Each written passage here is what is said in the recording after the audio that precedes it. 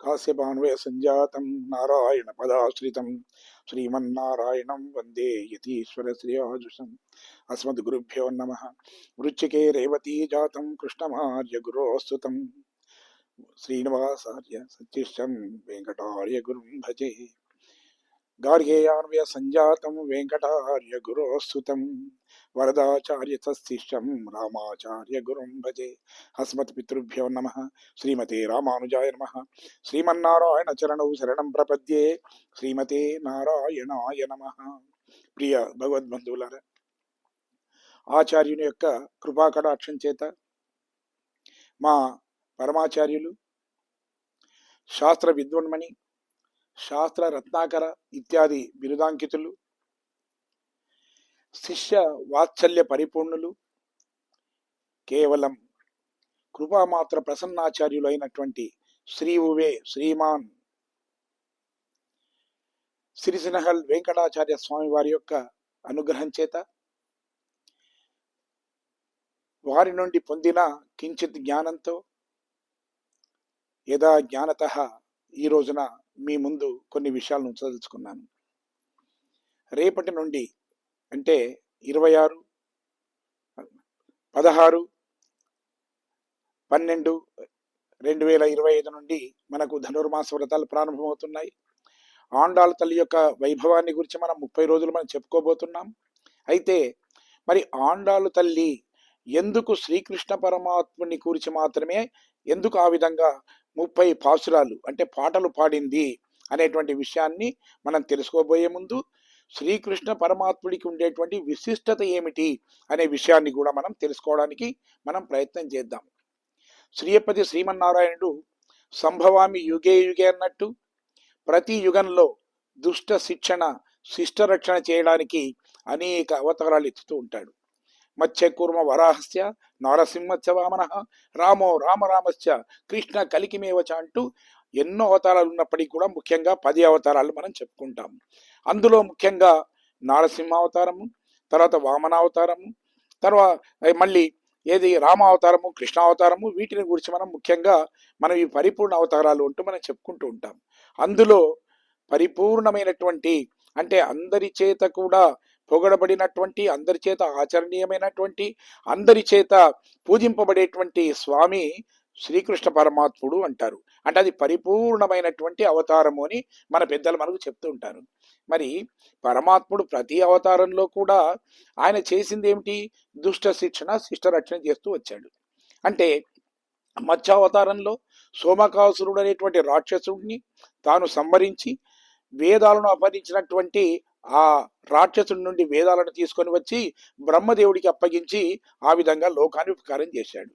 తర్వాత కూర్మావతారంలో ఇటు రాక్షసులు దేవతలు వీళ్ళంతా కూడా సముద్ర మథనాన్ని చేస్తూ ఉంటే వారికి సహకరించి వచ్చినటువంటి అమృతము దుర్మార్గులైనటువంటి రాక్షసులకు అందకుండా కేవలం సద్గుణ సంపన్నులైనటువంటి సురలకు అంటే దేవతలకు మాత్రమే దొరకాలనేటువంటి ఉద్దేశం చేత మోహిని అవతారాన్ని ఎత్తి ఆ విధంగా అటు రాక్షసకుల అంతానికి అతను సహకరించాడు. ఇక మరొక విషయం, వరాహ రూపంలో ఏం చేశాడు స్వామి అంటే భూమిని అల్లకల్లోరపరుస్తున్నటువంటి హిరణ్యాక్షుడు అనేటువంటి రాక్షసుని సంహరించాడు. నారసింహావతారంలో లోకకంటకుడైనటువంటి హిరణ్యకశిపుడు అనేటువంటి రాక్షసుని సంహరించి భక్త రక్షణ చేశాడు. ప్రహ్లాదుని వీళ్ళందరినీ కూడా కాపాడాడు. అదేవిధంగా పరశురామావతారంలో గర్వాంధకారులైనటువంటి అనేక మంది ఎవరైతే ఈ క్షితిపతులు అంటే రాజులు ఉన్నారో వాళ్ళ గర్వాన్ని కూడా అణచడానికి 21 మార్లు మొత్తం దేశమంతా సంచరించి అందరినీ సంహరించి ఈ భూభారాన్ని తగ్గించాడు. రామావతారానికి వచ్చేస్తే ఆయన ఏమిటి అంటే లోకకంటకుడైనటువంటి రావణాసురుణ్ణి సంహరించి తాను ఈ లోకానికి ఉపకారం చేశాడు. కృష్ణావతారంలో కూడా చేసింది అదే కదా. అంటే అందరినీ కూడా బాధిస్తున్నటువంటి కంసుడు అనేటువంటి ఒక రాక్షసుని సంహరించి ఈ లోకానికి దేవతలకు అదేవిధంగా ఋషులకు మునులకు వీళ్ళందరికీ కూడా ఆయన సహకరించాడు. మరి కృష్ణావతారంలో గొప్పతనం ఏమిటి? మరి మిగతా అవతారంలో లేనిదేమిటి? ప్రతి అవతారంలో కూడా అదే కదా స్వామి చేసింది. ప్రతి దగ్గర కూడా దుష్ట శిక్షణ చేశాడు, శిష్ట రక్షణ చేశాడు కదా. మరి కృష్ణుడికి ఎందుకు అంటే కృష్ణుడు ఏమిటంటే ఆ అవతారంలో ఆచార్యునిగా ఆయన తన పాత్రను నిర్వహించాడు. అంటే ఆచార్యునిగా అవతరించాడు ఆయన. భగవద్గీతను బోధించి ఈ లోకాలన్నిటి కూడా మేలు చేశాడు. అంటే రాముడు రామావతారం తర్వాత స్వామివారికి అనిపించిందట, ఏంటేంటి అసలు నేను ఎంత కష్టపడ్డాను నేను, అంటే కేవలం మన పాదుకలు కూడా లేకుండా నేను లంకా వరకు పాదచారిగా వెళ్ళి రావణాసురుణ్ణి సంహరించి లోకానికి మేలు చేస్తే, అసలు రామాయణంలో నాకుండేటువంటి విశిష్టత కన్నా ఎక్కువ ఏమిటి, వాల్మీకి ఏమన్నాడు, సీతాయాహ చరితం మహత్ అన్నాడు. అంటే సీతాదేవిది గొప్ప అన్నాడు రామాయణంలో చూస్తుంటే. మరి సీతాదేవికి ఇంత గొప్పతనం వచ్చింది. అంతేకాకుండా సుందరకాండను చూసినట్టయితే ఎక్కడ చూసినా కానీ అక్కడ వైభవం అంతా కూడా ఆంజనేయ స్వామిదే. మరి ఏమిటి అంటే తాను ఇంతగా కష్టపడి రావణ సంహారం చేసి లోకాన్నంతా రక్షిస్తే చివరకు పేరెవరికి వచ్చింది అంటే సీతమ్మ వారికి వచ్చింది, అటు ఆంజనేయ స్వామికి వచ్చింది. కారణం ఏమిటి అని ఆలోచిస్తే అతనికి అర్థమైంది ఒకటే, అంటే వాళ్ళిద్దరు కూడా ఆచార్యత్వాన్ని వాళ్ళు స్వీకరించారు. ఎందుకంటే ఎప్పుడైతే సీతాదేవి దగ్గరికి వచ్చి ఆ రావణాసురుడు తనను వరింపమని చెప్పి ఈ విధంగా బాధిస్తుంటే ఆమె ఏం చేసింది, ఆమె అంటే తృణమంతరత కృత్వ ప్రత్యువాచ శుచిస్మిత అంటాడు. అంటే నేరుగా దుర్మార్గుడైనటువంటి ఆ రావణాసురుడితోని తాను నేరుగా మాట్లాడకుండా అడ్డుగా ఒక గడ్డి పరక నుంచి ఆయనకు హితబోధ చేసింది ఆమె. ఆమె ఏమంది, మిత్రమౌప ఇకం కర్తుం రామస్థానం పరీక్షిత వదంచ నిశ్చిత ఘోరం త్వయా పురుష ఋషభ విదిత సహిధర్మజ్ఞ శరణాగత వత్సల తేన మైత్రీ భవతు తే యది జీవితమిచ్చతి అంటుంది. అంటే రావణ, నీవు బ్రతకాలి అనుకుంటే నీవు ఆ రామచంద్రుడి యొక్క పాదాలను పట్టుకో, శరణు వేడు. లేదు ఇక చాలు నాకు ఈ జీవితంలో ఎన్నో ఘోరాలు చేశాను, ఎన్నో నేను సాధించాను అని ఒకవేళ తృప్తిగా నీకు అనిపిస్తే, ఇక జీవితం నాకు అవసరం లేదు అన్నటువంటి భావన నీకు కలిగితే మరణించడానికి కూడా చివరకు నీవు రామచంద్రుడిని శరణు వేడాలి అంది. అంటే ఏమిటండి, అసలు బ్రతకడానికంటే సరే రాముడు శరణాగత వత్సలుడు కాబట్టి అతను శరణాగతి చేస్తే రక్షిస్తాడు, మరి మరణించడానికి కూడా ఎందుకు రాముడిని వేడాలి అంటే అసలు రాముడి యొక్క ఆ బాణ ధాటికి ఆ శరీరం అంతా ముక్కలు ముక్కలుగా ఈ చిత్రవధ అనుభవించకుండా సుఖంగా మరణించాలి అంటే అప్పుడు కూడా నీవు రామచంద్రునే శరణు వేడాలి అని చెప్పి ఆ విధంగా హితబోధ చేస్తుంది ఆమె. అంతేకాకుండా మరి ఆంజనేయ స్వామి కూడా చేసింది ఏమిటి అంటే ఇక్కడ ఆచార్యత్వాన్ని ఆమె వహించింది. మరి ఆంజనేయ స్వామి ఏమిటి అంటే ఇంద్రజిత్తు వదిలినటువంటి బ్రహ్మాస్త్రానికి తాను కావాలి అని కట్టుబడి ఆయన రావణాసురుడి సభామంటకానికి వెళ్ళిన తరువాత అప్పుడు రావణుడికి హితోక్తులు చెప్పాడు ఆయన. ఆయన ఏమంటాడు, నీవు బ్రహ్మరుద్రాదుల చేత అనేకమైన వరాలను పొందినానని చెప్పి నీవు ఆ విధంగా మిడిసి పడుతున్నావేమో, కానీ రావణ బ్రహ్మ స్వయంభూ చతురాననోవా రుద్ర స్త్రీనేత్ర త్రిపురాంతకోవా ఇంద్రో మహేంద్ర సురనాయకోవా అంటూ ఈ విధంగా నీకు బ్రహ్మదేవుడైనప్పటికీ తర్వాత శివుడైనా నీకు ఇంద్రుడైనా ఎవరు నీకు అండగా ఉన్నప్పటికీ కూడా రామచంద్రుడి బాణ దాటి నుండి నిన్ను రక్షించలేరు, అతడు తలుచుకుంటే నీ ప్రాణాలను ఎవరు కూడా కాపాడలేరు అంటూ అతని హితబోధ చేసి చివరకు ఆ రాముణ్ణి శరణు వేడవయ్యా అంటూ చెప్పాడు. అంటే ఈ విధంగా ఆచార్యత్వాన్ని వహించాడు. అంతేకాకుండా సీతాదేవి దగ్గరికి వెళ్ళి కూడా శ్రీరాముని యొక్క క్షేమవార్తను చెప్పి ఆమెను కూడా ఆయన ఇక ఆమె విరక్తి చెంది జీవితాన్ని త్యజించాలి అనుకున్నప్పుడు ఆమె కూడా ధైర్యాన్ని నూరిపోసి ఇటు రామచంద్రుడికి సీతమ్మ వారు ఇద్దరు కలవడానికి ఘటికుడుగా ఆయన ఆచార్యత్వాన్ని వహించాడు. అందుకే ఆంజనేయుడికి అంత పేరు వచ్చింది. అప్పుడు అనుకున్నాడట స్వామి, అంటే ఏమిటి, మరి నేను కూడా అదే విధంగా ఆచార్యత్వాన్ని వహించి మరి నేను కూడా ఆ విధంగా లోకానికి మేలు చేయాలి అనుకున్నాడట. అందుకే తాను కృష్ణావతారాన్ని ఎత్తాడట. అంటే మనం అంటాం మరి ఏమండి, మరి రావణుడు ఇంత చెప్పినప్పటికి కూడా మరి ఇద్దరు చెప్పినప్పుడు కూడా ఎందుకు వినలేదు అంటే బుద్ధి కర్మానుసారిణి అంటుంది శాస్త్రం. అంటే మన కర్మఫలం ఎలా ఉందో మన బుద్ధి కూడా అదే విధంగా వక్రిస్తూ ఉంటుందట. ఎవరు ఎన్ని హితోక్తులు చెప్పినా చెవికెక్కవట.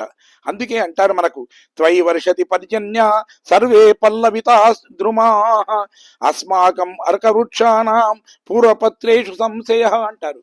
అంటే ఎప్పుడైతే వర్షం పడుతుందో, వర్షం పడ్డప్పుడు ఏమవుతుంది, మొత్తం అక్కడ ఉండేటువంటి రోడ్డు వారినటువంటి చెట్లు కూడా చిగురిస్తాయట. అవన్నీ కూడా చక్కగా పచ్చగా, ఎటు చూసినా పచ్చదనం అనేది మన కళ్ళకు ఆనందాన్ని కలిగిస్తూ ఉంటుంది. ప్రతి చెట్టు కూడా అది పచ్చదనాన్ని పొందుతుందట. కానీ అదే వర్షం పడితే జిల్లెడు చెట్టుకు ఉన్న పచ్చడి పత్రాలన్నీ కూడా రాలిపోతాయట. ఎందుకంటే వర్షం అనేది దానికి పడదు. అంటే అదే విధంగా దుర్మార్గుడైన వాడికి కర్మఫలాన్ని ఎవడైతే అనుసరించాలో, దుర్మార్గమైనటువంటి మాటలతో ఎవడైతే ఉంటుంటాడో అలాంటి వాడికి హితోక్తులు రుచించవు. అందుకే ఇటు సీతమ్మ వారు చెప్పిన, అటు ఆంజనేయ స్వామి హితబోధ చేసినప్పటికీ కూడా రావణుడు తనలో ఉండేటువంటి ఏ దుష్ట చేష్టలు ఉన్నాయో వాటిని వదిలిపెట్టకుండా, అహంకారాన్ని వదిలిపెట్టకుండా ఆ విధంగా చివరకు ఆయన నాశనమయ్యాడు. అయితే మరి మనకు అనిపిస్తుంది, ఏమండి మరి రామావతారంలో ఆ విధంగా చేస్తాను, మరి కృష్ణుడు ఏమిటంటే రాముడు కృష్ణుడు ఒకటే, మనకి ఎట్లా తెలుస్తుంది అంటే భాగవతంలో మనకు చిన్న మధురమైన ఘట్టం కనిపిస్తూ ఉంటుంది. చిన్నగా ఉన్నటువంటి ఆ శ్రీకృష్ణ పరమాత్ముడిని యశోదాదేవి జోలపాడుతూ ఆమె రాముడి యొక్క కథలు చెప్తుందట. ఇప్పటికీ మనం అదే చెప్తుంటాం, ఎక్కడ విన్నాని రాముడి కథలే చెప్తుంటాం మనం. దశరథుడు, ముగ్గురు భార్యలు, నలుగురు కుమారులు అంటూ ఈ విధంగా రామచరిత్ర మనం ఎట్లా చెప్తామో అదే విధంగా యశోదాదేవి కూడా కృష్ణుడికి ఆ రాముడి చరిత్ర అంతా కూడా చెప్తూ ఉందట. చెప్తూ అందటామే ఆమె ఏమిందంటే, రామో నామ బభూవ తదబల సీతేతి అన్నాడట. అంటే రాముడు అనేవాడు ఒకడు ఉండేవాడు, అతని భార్య సీత అని చెప్పిందట.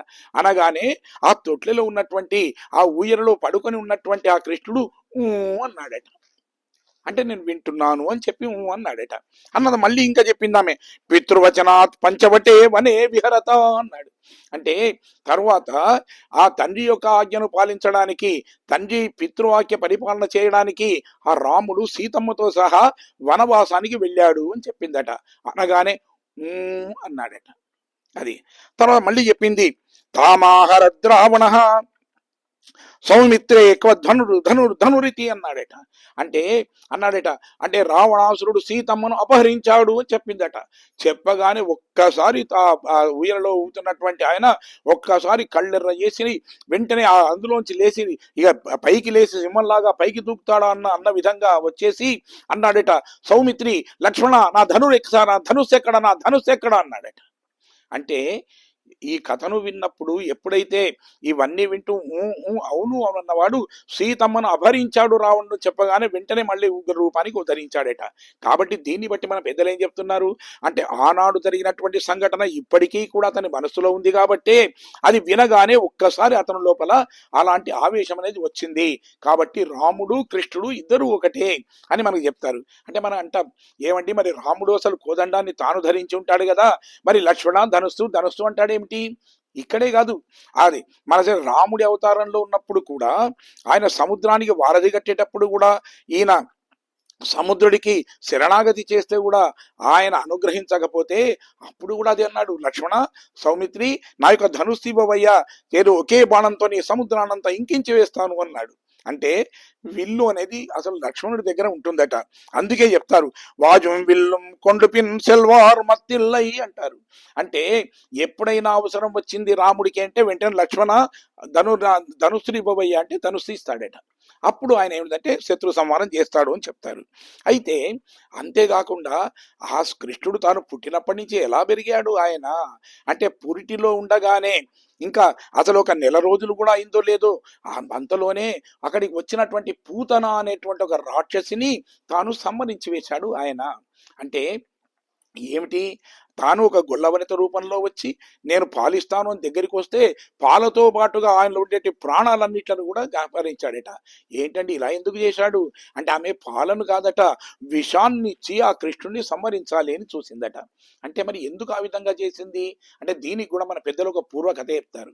అంటే ఆ స్వామి అంటే శ్రీమన్నారాయణుడు తాను అక్కడ బలి చక్రవర్తిని తాను తాను అక్కడ వంచించి అతను ఉండేటువంటి ఆ రాజ్యాన్ని ఇంద్రుడికి ఇప్పించాలని చెప్పి బయలుదేరాడు ఆయన. అయితే ఏమిటి, తాను వెళ్ళి ఆ విధంగా దానగుణం కలిగినటువంటి బలిచక్రవర్తి ఇస్తాడో ఇవ్వడో అని చెప్పి తాను ఒక వామనమూర్తిగా వెళ్ళాడట, అంటే ఒక బ్రహ్మచారిగా వెళ్ళాడట. అంటే ఆ బ్రహ్మచారిగా వెళ్ళినప్పటికీ కూడా ఎంతటి ముఖవర్చస్సు, స్వామి ఏ అవతారం ఎత్తినప్పటికీ కూడా అతనిలో ఉండేటువంటి ఆ ఏదైతే ఆ శోభ ఉందో, ఏదైతే ఆ అందం ఉందో, ఏది అవన్నీ కూడా ఎప్పుడు కూడా తరిగిపోవు అని చెప్తుంది మన శాస్త్రం. అదేవిధంగా అలాంటి దివ్యమైనటువంటి వర్చస్సుతో వెళ్ళినటువంటి ఆ బాలకుణ్ణి చూసిన తర్వాత బలిచక్రవర్తి కుమార్తె అయినటువంటి ఆమె ఆమె అసలు ఆ కుమార్తె చూసిందట ఆయన్ని. చూసిన తర్వాత అప్పుడు ఆమె పేరు రత్నమాల. ఆమె అనుకుందట, ఆహా ఎంత అందంగా ఉన్నాడు ఈ పిల్లవాడు, ఇంతటి అందమైన పిల్లవాడిని కనడమే కాకుండా ఈ పిల్లవాడికి తన స్తన్యాన్ని అంటే తన పాలనిచ్చినటువంటి అమ్మ ఎంత అదృష్టవంతురాలు, ఇలాంటి అదృష్టానికి నోచుకుంటే ఎంత బాగుంటుండే అనుకుందట. అది చూసి గ్రహించాడు స్వామి. ఆ తర్వాత తాను వెళ్ళి బలిచక్రవర్తి దగ్గరికి వెళ్ళాడు. 3 అడుగుల అడుగు కావాలి అన్నాడు. సరే ఆయన దానం ఇచ్చాడు. ఒక అడుగుతోని మొత్తం ఈ భూమండలాన్ని అంతా అనుగ్రహించాడు. మరొక పాదంతో ఆ బ్రహ్మలోక పర్యంతం విస్తరింపజేశాడు. 3వ పాదం ఎక్కడ అంటే తన శిరస్సును చూస్తే తన శిరస్సు మీద ఆ పాదాన్ని నుంచి అతన్ని పాతాళంలోకి పెంచాడు. అది చూచిన తర్వాత రత్నమాల కోపం వచ్చి అనుకుందట, అయ్యయ్యో వీడికి అసలు పాలియ్యాలి అనుకున్నాను కానీ ఇలాంటి వాడికి విషమిచ్చి చంపినా తప్పులేదు అనుకుందట. అది గ్రహించాడు స్వామి. అంటే పాలు ఇయ్యాలన్న కోరిక ఉంది ఆమెకు, అదేవిధంగా విషాన్ని కూడా ఇయ్యాలనే కోరిక ఉంది. కాబట్టి ఆ 2 కోరికలు తీర్చడానికి ఈ జన్మలో ఆమెను పూతనుగా జన్మింపజేశాడట, ఒక రాక్షసిగా. అందుకే ఆమె తన పాలతో పాటుగా విషాన్ని కూడా అతనికి ఇచ్చిందట. ఆమెకు పూతలను సంహారము అనం మనం, పూతనకు మోక్షము అంటాం. అంటే పూతనకు కూడా మోక్షాన్ని ఇచ్చాడు. ఎందుకు ఆ విధంగా మరి ఇచ్చింది విషయం కదా అంటే, అసలు ఏమంటాడు అంటే తన కోసం ఏదైనా కానీ ఇది పరమాత్ముడికే అనే భావనతోని మనం చేసినట్టయితే ఏదైనా స్వీకరిస్తాడు పరమాత్ముడు. అది కాబట్టి అంతేకాకుండా మరి ఇలాంటి అనేక మనకు సంఘటనలు కనిపిస్తూ ఉంటాయి.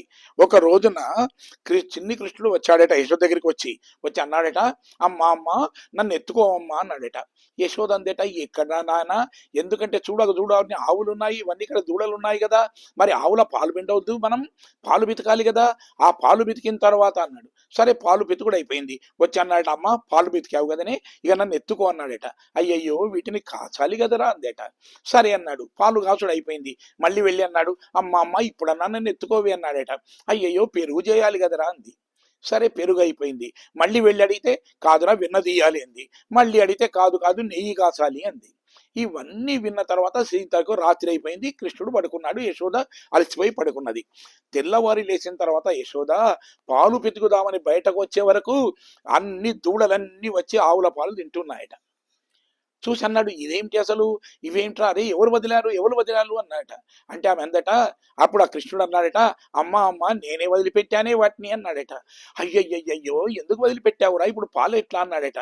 కాదమ్మా, నిన్న నన్ను ఎత్తుకోవి అంటే పాలు పితకాలి అన్నావు, పాలు పితికిన తర్వాత మళ్ళీ కాచాలి అన్నావు, పెరుగు చేయాలి అన్నావు, వెన్న తీయాలి అన్నావు, నెయ్యి చేయాలి, ఇవన్నీ అన్నావు కదా. ఈ రోజు పాలే లేవు ఇక, కాబట్టి నీకు ఏ పని లేదు, ఈ రోజు మొత్తం నన్ను ఎత్తుకోవమ్మా అన్నాడట. అంటే ఎట్లా ఉంటుంది పరమాత్ముడు, ఎంత చిలిపి చేష్టలు. ఇది మనకు కూడా ఒక గుణపాఠం. సాధారణంగా మనం ఏదైనా ఆలయానికి వెళ్ళడానికో లేదా పరమాత్ముడి యొక్క ఏదైనా పని మనం ఏదైనా చేయడానికో మనం వెళ్ళితుంటే ఎన్నో సాకులు చూస్తాం. అయ్యయ్యో నేను పోదామనుకున్నానండి, ఇంట్లో పిల్లలు ఉన్నారు, మనవలు ఉన్నారు, మనమరాళ్ళు ఉన్నారు, వీళ్ళకి ఇది చేయాలి అది చేయాలి అనుకుంటూ ఎన్నో సాకులు చెప్తుంటాం మనం. నాకు ఈ పని ఉందండి, నాకు ఈ వ్యాపారం ఉంది, నేను వెళ్ళాలి కదా, ఇవి చెప్తుంటాం. కాబట్టి పరమాత్ముడి కన్నా ఇవేవి ఎక్కువ కావు. కాబట్టి పరమాత్ముడి యొక్క దర్శనానికి మనం ఎక్కువగా దాన్ని సమయాన్ని కేటాయించాలి అని చెప్పడానికి ఇది మనకు ఒక ఉదాహరణనే. ఇది ఒక మన జ్ఞానోపదేశమే అని చెప్పి మనం అనుకునవచ్చు ఇవన్నీ కూడా. అందుకే పరమాత్ముడితో మనం ఏదైనా సాకులు చెప్పి పరమాత్ముని తప్పించుకోడు. నిజంగా మనకేదన్నా అసలే మనం వెళ్ళలే స్థితి ఉంటే అది వేరు. కానీ అవకాశం ఉండి కూడా మిగతా దానికి ప్రాధాన్యత ఇచ్చి పరమాత్ముడి దేనికి ఇవ్వడం అనేది సరి అయింది కాదు అని పెద్దలు చెప్తారు మనకు.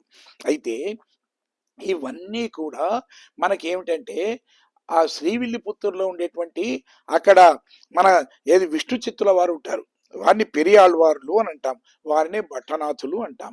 అయితే పెరియాళ్వార్లు అని చెప్పి ఒక మహాభక్తుడు ఉండేవాడు. ఆయన ఏం చేసేవాడు, శ్రీవిల్లిపుత్తూరులో అక్కడ వటపత్రశాయి పరమాత్ముడు కోవెల ఉండేది.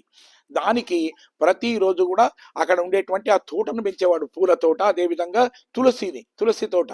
తులసి మాలలను రోజు గట్టి అందులో కొన్ని పువ్వులను కూడా కూర్చి ఈ విధంగా తీసుకొని ఆ పరమాత్ముడికి తీసుకుపోయి కైంకర్యం చేసేవాడు. అంటే పరమాత్ముడికి ధరింపజేసేవాడు. అక్కడ పూజార్లకు ఇచ్చేస్తే అర్చకులు తీసి స్వామివారి మెడలో వేసేవాళ్ళు.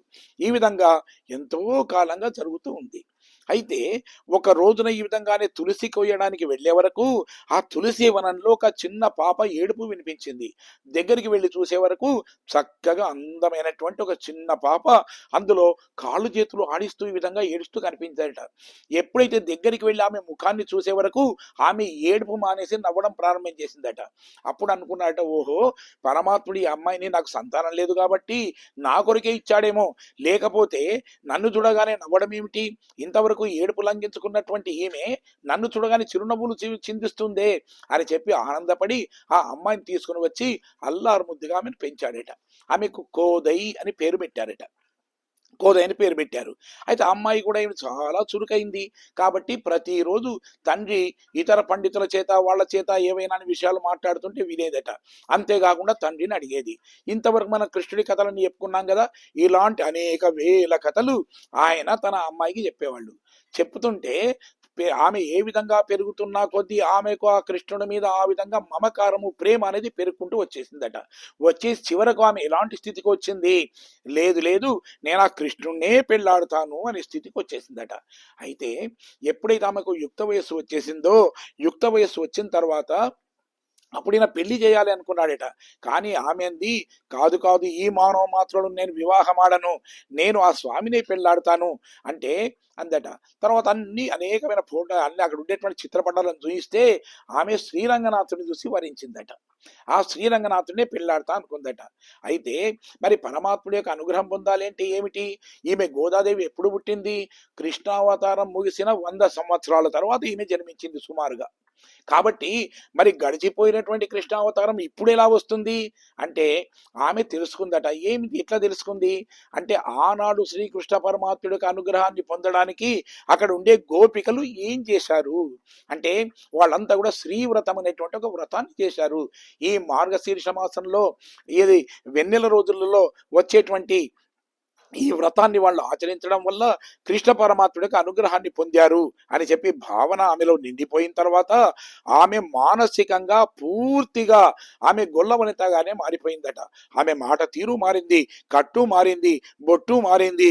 అదేవిధంగా తాను ఆనాడు ఉండేటువంటి తాను గొల్లవనితనే అనేటువంటి భావన సంపూర్ణంగా ఆమెలో నిల్చుకొని ఆమె ఆ విధంగా తాను ఈ విధంగా 30 రోజులు ఈ వ్రతాన్ని వాళ్ళు ఏ విధంగా అయితే చేశారో అదే విధంగా తాను కూడా ఈ వ్రతాన్ని చేయడానికి ఆమె సంకల్పించి రోజు ఒక పాసురం, అంటే ఒక పాట, తమిళంలో పాసురం అంటాం, ఆ విధంగా పాడి అక్కడ ఉండేటువంటి ఆ శ్రీవిల్లిపుత్తూరులో ఉండేటువంటి వటపత్రశాయినే కృష్ణుడిగా భావించి అతని ఉండేటువంటి ఆలయాన్నే ఆ పరమాత్ముడు ఉండేటువంటి భవనంగా భావించి తన చుట్టుపక్కల ఉండేటువంటి వాళ్ళందరినీ కూడా గోపికలుగా భావించి అందరినీ పిలుస్తూ ఇవ్వచ్చిందట.